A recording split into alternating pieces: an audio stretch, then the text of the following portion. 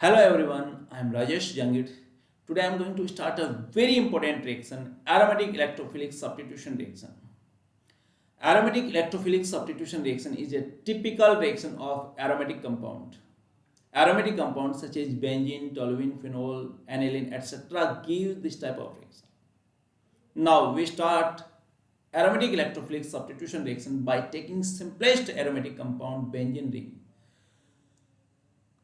Benzene ring पर present H atom को electrophile attack कर रिमूव कर देता है या सब्सटीट्यूट कर देता है और इसीलिए इस रिएक्शन को सब्सटीट्यूशन रिएक्शन कहते हैं। इलेक्ट्रोफाइल को चाहिए electron, this is electron loving species and generally it has S P और डी ऑर्बिटल। बच्चों sp d ऑर्बिटल अगर एम्प्टी नहीं है तो इसमें एटलीस्ट पोलर बॉन्ड प्रेजेंट होंगे, तब भी ये इलेक्ट्रोफाइल की तरह बिहेव करेगा। तो यहाँ पर सेकंड कैरेक्टर है पोलर बॉन्ड प्रेजेंट होना चाहिए। व्हाट? Polar bond. अगर पोलर बॉन्ड है या एम्प्टी s और p और d ऑर्बिटल प्रेजेंट है then it will behave as electrophile. Benzene ring में 4n+2 पाई इलेक्ट्रॉन की जो लूप है वो डीलोकलाइज्ड फॉर्म में प्रेजेंट होती है। डीलोकलाइजेशन से बेंजीन रिंग को स्टेबिलिटी मिलती है but it behave as nucleophile. यहाँ पर ये इलेक्ट्रॉन है 6 पाई इलेक्ट्रॉन जो लूप है ये लूजली बॉन्डेड होती है। बॉन्ड ऑर्डर यहाँ पर 2 नहीं होता, 2 से कम होता, इसलिए ये बॉन्ड वीकर होंगे, यानी 6 पाई इलेक्ट्रॉन लूजली बॉन्डेड होने की वजह से ये न्यूक्लियोफाइल की तरह बिहेव करते हैं। तो यहाँ पर ये बेंजीन रिंग है वो क्या है? न्यूक्लियोफाइल की तरह बिहेव करती है। किसकी तरह बच्चों? न्यूक्लियोफाइल की तरह बिहेव करती है और इस तरह से इलेक्ट्रोफाइल बेंजीन रिंग पर अटैक कर सब्स्टिट्यूटेड प्रोडक्ट देता है। यह रिएक्शन किस टाइप से होती है इसे हम मैकेनिज्म में देखते हैं। मैकेनिज्म फर्स्ट स्टेप में attack of an electrophile will attack at benzene ring and will start to disturb this electron cloud. और जैसे ही बेंजीन रिंग पर ये अटैक करके इलेक्ट्रॉन क्लाउड को डिस्टर्ब करता है, हम कहेंगे यहाँ पर ए पॉजिटिव है, ये इस इलेक्ट्रॉन क्लाउड को डिस्टर्ब करेगा, यानी इससे इलेक्ट्रॉन लेने की कोशिश करता है। और जैसे लेने की कोशिश करता है इसकी एनर्जी बढ़ जाती है और ये जो प्रोसेस होगा वो ट्रांजिशन स्टेट कहलाता है, यानी इसको ब्रेक कर रहा होगा, इस इलेक्ट्रॉन क्लाउड को ये डिस्टर्ब कर रहा है, यानी पाई बॉन्ड को ब्रेक कर रहा है। नो डाउट इस कॉम्प्लेक्स को हम पाई कॉम्प्लेक्स भी कहते हैं। व्हाट? पाई कॉम्प्लेक्स, यानी ये रिएक्शन जो है पाई कॉम्प्लेक्स के थ्रू या ट्रांजिशन स्टेट के थ्रू कंप्लीट होती है। Simply we can say that जब ये इलेक्ट्रोफाइल इस पर अटैक करता है तो पाई बॉन्ड के दोनों इलेक्ट्रॉन है फर्स्ट कार्बन पर शिफ्ट हो जाते हैं। ऐसा हम कह सकते हैं, एक रेजोनेटिंग स्ट्रक्चर भी ड्रॉ कर सकते हैं इसकी, जिसमें पाई बॉन्ड का आयनाइजेशन हुआ है। फर्स्ट कार्बन पर नेगेटिव चार्ज है एंड सेकंड कार्बन पर पॉजिटिव चार्ज है। ये नेगेटिव चार्ज है इलेक्ट्रोफाइल के साथ में बॉन्ड बना लेता है और इस तरह से हमें एक इंटरमीडिएट मिलता है। ये एक सिंपल प्रोसेस है जिससे हम इलेक्ट्रोफिलिक सब्स्टिट्यूशन को शो कर सकते हैं। वैसे ये जो रिएक्शन होती है वो पाई कॉम्प्लेक्स के थ्रू होती है, एकदम से पाई बॉन्ड ब्रेक नहीं होता। No doubt benzene ring is aromatic in nature, और बच्चों ये एरोमेटिक है नेचर में तो काफ़ी स्टेबल होगी, और जो बनने वाला इंटरमीडिएट है ये नॉन एरोमेटिक है तो नो डाउट ये लेस स्टेबल होगा। लेस स्टेबल होने की वजह से ये जो प्रोसेस है वो एंडोथर्मिक है। व्हाट? एंडोथर्मिक है एंड स्लो प्रोसेस है, एंड स्लो प्रोसेस होने की वजह से इसे हम कहेंगे RDS step. This is the RDS step, rate determining step of complete reaction. और इस स्टेप में क्या मिलता है हमें? इंटरमीडिएट मिलता है carbocation. This carbocation get stability via resonance and ज़्यादा स्टेबिलिटी गेन नहीं करेगा, थोड़ी सी स्टेबिलिटी गेन करेगा। Thermodynamically carbocation is less stable than aromatic compound, क्योंकि एरोमेटिक कंपाउंड एरोमेटिक है मीन्स एरोमेटिसिटी रखता है, बट इंटरमीडिएट है वो non aromatic and it has also charge, और चार्ज की वजह से ये स्टेबिलिटी कम गेन करता है। नो डाउट पॉजिटिव चार्ज फिर भी थोड़ी सी स्टेबिलिटी गेन करता है डेलोकलाइजेशन से। यहाँ पर सेकंड कार्बन, कौन सा? सेकंड कार्बन, अगर मैं नंबरिंग करता हूँ ये फर्स्ट कार्बन है, ये सेकंड है, third, fourth, fifth and sixth, then we find that positive charge will be present at second position, fourth position and sixth position via resonance। तो इसका मतलब सेकेंड कार्बन से सिक्स कार्बन तक ये resonance stability gain करता है, जैसा कि मैंने रेजोनेंस हाइब्रिड में शो किया हुआ। But it will not come at first carbon atom, इस पर कभी नहीं आएगा। बच्चों जेई के अंदर क्वेश्चन आया हुआ कि कौन सा इंटरमीडिएट बनता है, तो आप यहाँ पर हमेशा याद रखना कि जिस कार्बन एटम पर इलेक्ट्रोफाइल अटैक करता है उस पर पॉजिटिव चार्ज कभी नहीं आता, बट उसके पास वाले कार्बन यानी सेकेंड कार्बन से सिक्स कार्बन तक पॉजिटिव चार्ज डिलोकलाइज होगा। मींस ये लूप या लूप नहीं बनेगी, ये लूप ओपन रहेगी, इस तरह से डिलोकलाइजेशन होगा। नो डाउट जो बनने वाला रेजोनेंस हाइब्रिड है इसका भी नेम है, this is called as what, sigma complex कहते हैं। क्या कहते हैं बच्चों? सिग्मा कॉम्प्लेक्स कहते हैं। या फिर हम कह सकते हैं this is also known as Wheeland intermediate on the basis of discoverer। Wheeland intermediate कहेंगे इसे इंटरमीडिएट। ओके, और ऐसा भी कर सकते हैं बच्चों, यहां पर इसे हम कहेंगे एरेनियम आयन। एरेनियम आयन तीन नेम के बेसिस पर क्वेश्चन आ सकता है। ठीक है बच्चों, इस इंटरमीडिएट के बेसिस पर पहले ऑलरेडी क्वेश्चन आ चुका है। नाउ पहले स्टेप में क्या होता है? Electrophile will attack at benzene ring and it will disturb electron cloud and will form intermediate carbocation. तो यहां तक पहली स्टेप होती है बच्चों। नो डाउट इसमें एरोमेटिक से नॉन एरोमेटिक स्पीसीज बन रही है, इसलिए इसे स्लो स्टेप भी कहते हैं, आरडीएस स्टेप भी कहते हैं। Now in second step H atom will be removed from this intermediate in form of H positive and जो कार्बन एंड H के बीच के दोनों इलेक्ट्रॉन है ये रिंग क्लोजिंग में इंक्लूड होंगे। किसमें? रिंग क्लोजिंग में। इस तरह से ये रिंग क्लोज हो जाती है और एरोमेटिसिटी गेन कर लेती है, यानी जो बनने वाला प्रोडक्ट होगा अगेन एरोमेटिक होगा नेचर में, एंड साथ ही साथ में ये नॉन एरोमेटिक है। नॉन एरोमेटिक से एरोमेटिक में कन्वर्ट हो रहा means this step will be fast step because exothermic in nature. क्या होगा?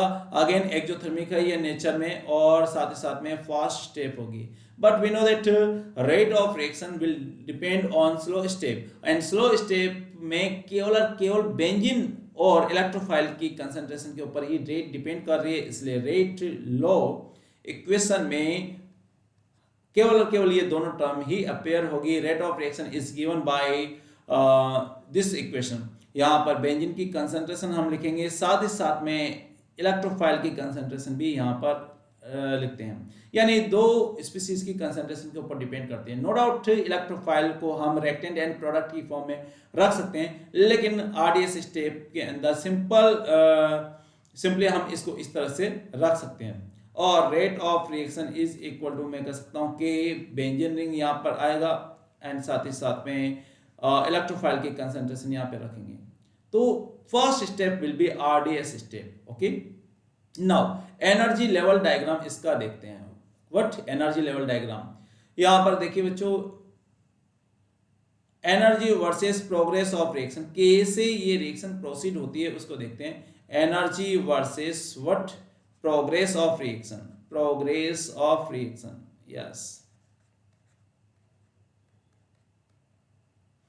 Yes.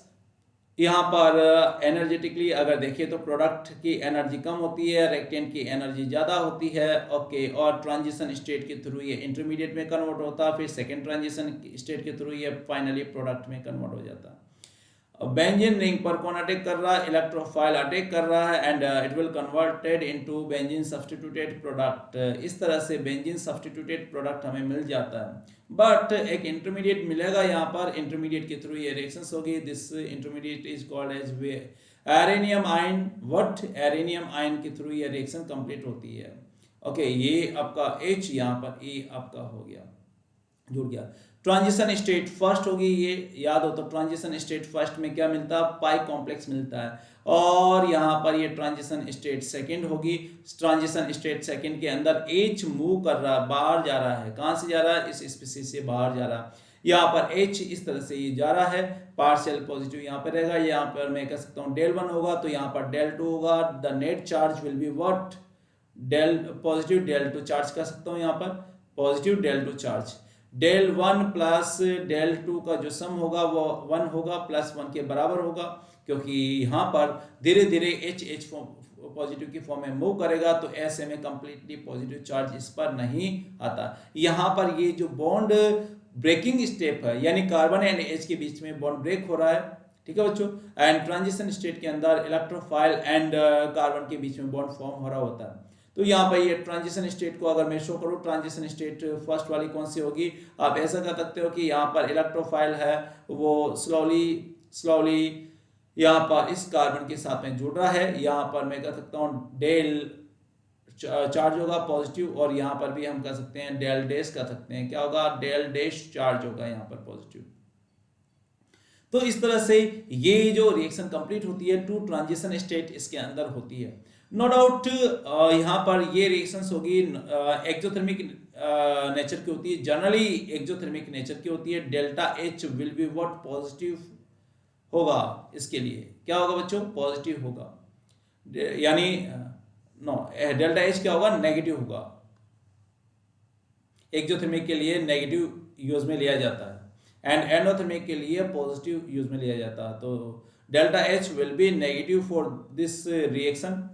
Now the activation energy of first state is given by EA, और आपको पता है EA की वैल्यू ज़्यादा है, यानी एक्टिवेशन एनर्जी जितनी ज़्यादा होगी थर्मोडायनेमिकली इसको ज़्यादा एनर्जी देना पड़ेगी, और इसलिए ये रिएक्शन की रेट को स्लो कर देगा। इसका मतलब मैं ऐसा कह सकता हूँ कि रिएक्शन की रेट है एक्टिवेशन एनर्जी के ऊपर डिपेंड करता है। कैसे डिपेंड करेगा, we can say that rate of reaction, what rate of reaction is directly proportional to 1 upon activation energy, what directly proportional to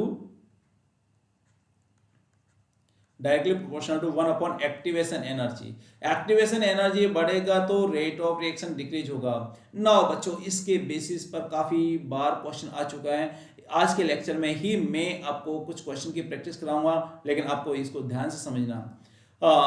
The group which stabilize this transition state or which decrease activation energy will increase the rate of reaction। अब ऐसे कौन सा group है, because we know that positive charge is present in arenium ion, इसका मतलब positive charge को stabilise करने वाले फैक्टर है वो इस रिएक्शन के रेट को इंक्रीज कर देंगे, एंड पॉजिटिव चार्ज को जो डिस्टेबलाइज करेंगे उस वो फैक्टर इस रिएक्शन के रेट को डिक्रीज कर देंगे। Means I can say that rate of reaction जो है अगर इंक्रीज करना है तो हमें ऐसा ग्रुप ऐड करना पड़ेगा जो कि plus M effect, plus H effect and plus I effect show करते हैं, और इनवर्सली प्रोपोर्शनल टू ऐसे ग्रुप जो कि minus M, minus H and minus I effect show करते हैं। This group will decrease the rate of reaction.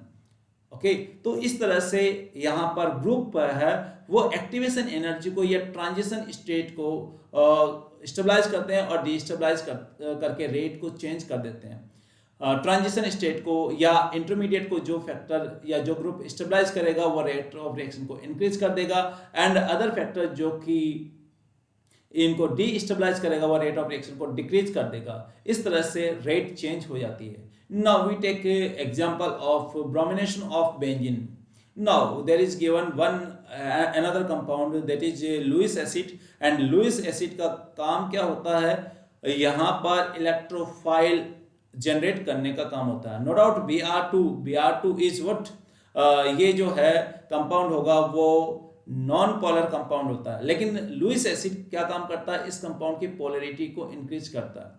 तो कैसे, मैं मैकेनिज्म ड्रॉ करके आपको बताता हूँ। मैकेनिज्म, यस, मैकेनिज्म क्या होगा, आप देख सकते हैं कि Br एंड Br है, यानी ब्रोमीन मॉलिक्यूल है वो FeBr3 के साथ में कोऑर्डिनेट बॉन्ड बनाता है, और कोऑर्डिनेट बॉन्ड बनाने के बाद में क्या होगा बच्चों, यहाँ पर आप देख सकते हैं कि यहाँ पर ये बॉन्ड हो जाएगा, वो क्या हो जाएगा, पोलर हो जाएगा। FeBr3 पर नेगेटिव चार्ज आएगा, और ओवरऑल अगर देखें तो यहाँ पर ये इलेक्ट्रॉन मूव करेंगे तो इस वाले ब्रोमीन पर पॉजिटिव चार्ज डेवलप हो जाएगा, ऐसा हम कह सकते हैं। नो डाउट कोऑर्डिनेट बॉन्ड बनाता है तो यहाँ पर जो है फुली नेगेटिव आएगा, लेकिन बॉन्ड का पोलराइजेशन मैंने शो किया तो यहाँ पर नेगेटिव, यहाँ पर आपका होगा पॉजिटिव। इसको वीकली बॉन्डेड से भी शो कर सकते हैं, यानी थ्री है ये Br2 बॉन्ड को पोलर कर देता है। एंड मैंने जस्ट अभी थोड़ी देर पहले बताया कि ऐसी स्पीसीज जिसमें पोलर बॉन्ड प्रेजेंट होते हैं वहां पर इलेक्ट्रोफिलिक सेंटर होता ही होता है। In this species first Br behave as electrophilic centre. क्यों? क्योंकि ये ही बेंजीन रिंग पर अटैक करता है। यस, यहाँ पर ये बेंजीन रिंग पर अटैक करेगा और इलेक्ट्रॉन क्लाउड को डिस्टर्ब करेगा। क्या करेगा बच्चों? डिस्टर्ब करेगा। इस तरह से मैंने इसको शो किया है। FeBr3 यहाँ पर ये आपका होगा बच्चों, क्या होगा? नेगेटिव, और यहाँ पर पार्शियल पॉजिटिव चार्ज हो गया। जैसे ही ये बेंजीन रिंग पर अटैक करता है, इलेक्ट्रॉन ट्रांसफर होगा बेंजीन रिंग से Br की तरफ शिफ्ट होगा और आपका एक इंटरमीडिएट बन जाता है। कौन सा इंटरमीडिएट बनेगा? यहाँ पर Br जुड़ जाएगा, यहाँ पर ये H एरेनियम आयन बनेगा एंड साथ ही साथ में FeBr4 नेगेटिव, ये आपका एक कॉम्प्लेक्स टाइप का कंपाउंड मिलता है। फाइनली जो है यहाँ से H डिप्रोटोनेट की या डिप्रोटोनेशन हो जाता है, H पॉजिटिव की फॉर्म में मूव हो जाता है बच्चों। एंड मूव होने के बाद आपको मिलेगा ब्रोमोबेंजीन। ये एक ESR रिएक्शन है, because electrophile attack at benzene ring and give substitution reaction. Substitution, इसलिए सब्स्टिट्यूशन रिएक्शन है ये, या सब्स्टिट्यूट करता है इसलिए सब्स्टिट्यूशन रिएक्शन है। एंड किस पर अटैक कर रहा है? एरोमेटिक रिंग पर अटैक कर रहा है, इसलिए इसे हम कहेंगे aromatic electrophilic substitution reaction. Finally H positive है, यहाँ पर H पॉजिटिव ये फ्री हो गया, FeBr4 नेगेटिव हमें मिला। तो इस तरह से ये सब्स्टिट्यूशन रिएक्शन हो रही है। नो डाउट 2 स्टेप में ये रिएक्शंस होती है। पहले स्टेप में इंटरमीडिएट बनता है, सेकेंड स्टेप के अंदर क्या मिलेगा हमें? यहाँ पर सब्स्टिट्यूटेड प्रोडक्ट मिलेगा। Now rate of reaction will depend on 3 species. कौन कौन सी? बेंजीन पर डिपेंड करेगा, साथ ही साथ में Br2 पर डिपेंड करेगा एंड FeBr3 पर डिपेंड करेगा, जिसको हम यहाँ पर लिख सकते हैं किस पर? Rate of reaction. यहाँ पर मैं शो करूंगा, नेक्स्ट इसके अंदर डायग्राम के अंदर ही शो कर देते हैं। Rate of reaction will be directly proportional to benzene ring, Br2 and FeBr3। Okay, FeBr3 ये इस तरह से रहेगा। नाउ एनर्जी लेवल डायग्राम देखते हैं इसका। नो डाउट जब बेंजीन पर Br2 FeBr3 कॉम्प्लेक्स अटैक करता है तो यहाँ पे ट्रांजिशन स्टेट के थ्रू ये रिएक्शन कंप्लीट होती है। फर्स्ट ट्रांजिशन स्टेट को पास करने के बाद में ये इंटरमीडिएट मिलता है और ये इंटरमीडिएट एक कॉम्प्लेक्स की फॉर्म में रहेगा। नो डाउट यहाँ पर ये जो पॉजिटिव चार्ज है वो डिलोकलाइज्ड फॉर्म में रहेगा, तो यहाँ पर ये एरेनियम आयन है, सिग्मा कॉम्प्लेक्स है। नाउ ये एरेनियम आयन है डीप्रोटोनेशन शो करेगा एंड फाइनली प्रोडक्ट की फॉर्म में कन्वर्ट हो जाएगा जो होगा bromobenzene. In this reaction 10.8 kilo calorie पर मोल एनर्जी इज रिलीज्ड, और इसलिए ये क्या होगा? डेल्टा H की वैल्यू नेगेटिव है इसकी, एक्सोथर्मिक रिएक्शन है। ना बच्चों, ESR के बेसिस पर जो क्वेश्चन आए हुए हैं एग्जाम में वो स्टार्ट करते हैं। Now first question is what? The electrophile E positive attacks the benzene ring to generate the intermediate sigma complex of the following, which sigma complex is of the lowest energy? Okay, lowest energy का कौन सा होगा? चलो start करते हैं। We know that positive charge है, positive charge को stabilise करने वाले फैक्टर होते हैं plus M plus H plus I। If these groups or atoms are present, then it will get stability, and if the atom or group which show minus I, minus M or minus H is present at benzene ring, then it will destabilize it and will increase its energy। तो generally यहाँ पर कौन कौन से group attached है? NO2 group attached है। कौन सा? NO2 ग्रुप अटैच्ड है। NO2 क्या करता है? माइनस M इफेक्ट भी शो करता है। कौन सा इफेक्ट शो करेगा? माइनस M इफेक्ट शो करेगा। नो डाउट पॉजिटिव चार्ज, जैसे मैंने बोला था कि इलेक्ट्रोफाइल अटैक करेगा तो पॉजिटिव चार्ज कहाँ पर आएगा? उसके पास वाले कार्बन पर, सेकंड कार्बन पर, फोर्थ कार्बन पर एंड सिक्स्थ कार्बन पर आएगा। यहाँ पर भी देखो सेकंड कार्बन पर, फोर्थ पर एंड सिक्स्थ पर आ रहा है। यहाँ पर भी सेकंड पर, फोर्थ पर एंड सिक्स्थ पर आ रहा है। आपने देखा होगा कि यहाँ पर सेकेंड सी स्ट्रक्चर में आपने देखा होगा कि पॉजिटिव चार्ज है उस कार्बन एटम पर नहीं आता जिस पर कि NO2 प्रेजेंट है, इसलिए डायरेक्ट M इफेक्ट नहीं लगता। तो मैं यहाँ पे लिखूंगा नो माइनस M इफेक्ट। इसका मतलब यहाँ पर माइनस एम इफेक्ट बिल्कुल नहीं लगेगा। कौन सा एम इफेक्ट लगेगा या कौन सा इफेक्ट लगेगा, माइनस आई इफेक्ट लगेगा। तो माइनस आई इफेक्ट शो करता है। इस पर माइनस एम इफेक्ट भी लगता है क्योंकि पॉजिटिव चार्ज वहां पे आ रहा है जहां पर कि NO2 ग्रुप प्रेजेंट है, तो NO2 का माइनस एम इफेक्ट डायरेक्टली लगेगा। या मैं ऐसा कर सकता हूँ ऑर्थो एंड पैरा पोजीशन पर NO2 का इफेक्ट लगता है, तो माइनस एम इफेक्ट भी लग रहा है। And minus I is maximum because of minimum distance. 1-2 position पर प्रेजेंट है इसलिए मिनिमम डिस्टेंस है, बट यहाँ पर 1/4 पोजीशन पर प्रेजेंट है इसलिए माइनस आई क्या होगा, मिनिमम होगा। Minus I minus M effect होगा। तो माइनस आई इफेक्ट भी लग रहा, माइनस एम भी लग रहा, माइनस आई मैक्सिमम लग रहा, इसलिए इसकी एनर्जी काफी ज्यादा है। और काफी ज्यादा होने की वजह से ये हाईली एनर्जेटिक होगा। ठीक है, तो यहाँ पर लोवेस्ट एनर्जी की बात करें, लोवेस्ट एनर्जी ये तो हाईएस्ट एनर्जी का होगा। ये भी इसकी भी एनर्जी ज्यादा होगी, इसकी भी एनर्जी ज्यादा होगी, लेकिन लोवेस्ट एनर्जी की बात कर रहा तो लोवेस्ट एनर्जी फर्स्ट कॉम्प्लेक्स में होगी। क्यों? क्योंकि इसमें minus M and minus I effect show करने वाला ग्रुप है ही नहीं। तो आंसर क्या होगा हमारा, फर्स्ट होगा। नाउ क्वेश्चन नेक्स्ट देखते हैं बच्चों। Identify the correct order of reactivity in a electrophilic substitution reaction of the following compounds। JEE के अंदर आया, 2002 के अंदर क्वेश्चन आया हुआ है। एंड आपको बताना है कि किस कंपाउंड की रिएक्टिविटी सबसे ज्यादा, किसकी कम है। We know that there is यहाँ पे बेंजीन रिंग पर किसी भी टाइप का ग्रुप प्रेजेंट नहीं है, but in second case there is present methyl group. Methyl group का प्लस H इफेक्ट होता है, plus H and plus I effect show करता है। थर्ड वाले ऑप्शन के अंदर माइनस I इफेक्ट होता है, इसका minus I greater than plus M effect, no doubt ये प्लस M इफेक्ट भी शो करता है। एंड फोर्थ वाले ग्रुप के अंदर जो है minus M and minus I effect show करता है। यानी 4 कंपाउंड दिए हुए हैं एंड इन्हीं में हमने देखा कि कौन कौन से जो है इफेक्ट शो कर रहे हैं। मिथाइल का प्लस H प्लस I है, Cl का minus I minus plus M, but deactivating है नो डाउट, थोड़े से इलेक्ट्रॉन प्लस एम के थ्रू देता है लेकिन ज्यादा इलेक्ट्रॉन ये विड्रॉ कर लेता है, इसलिए हम कहेंगे कि ये ओवरऑल डीएक्टिवेटिंग होगा। Strong minus M minus I effect ये शो कर रहा है एंड इसीलिए इसकी रिएक्टिविटी सबसे कम होगी।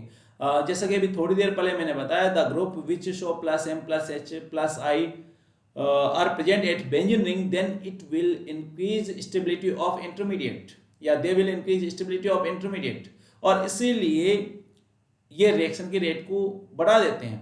But minus M minus I minus H वाले ग्रुप रिएक्शन की रेट को स्लो डाउन कर देते हैं, डिक्रीज कर देते हैं। तो यहाँ पर देखिए सबसे ज्यादा रेट किसकी होनी चाहिए, सबसे ज्यादा रेट उस ग्रुप की होनी चाहिए जो बेंजीन रिंग पर इलेक्ट्रॉन डेंसिटी बढ़ा रहा है। इलेक्ट्रॉन डेंसिटी कौन सा ग्रुप बढ़ा रहा है, you know methyl group increase कर रहा है, कौन सा मिथाइल ग्रुप, इसलिए rate of reaction must be maximum for second. ना बेंजीन पर किसी टाइप का ग्रुप नहीं है, लेकिन यहाँ पर Cl का माइनस आई ग्रेटर देन प्लस एम और इसका माइनस एम माइनस आई है, इसलिए फर्स्ट आएगा ऑर्डर में।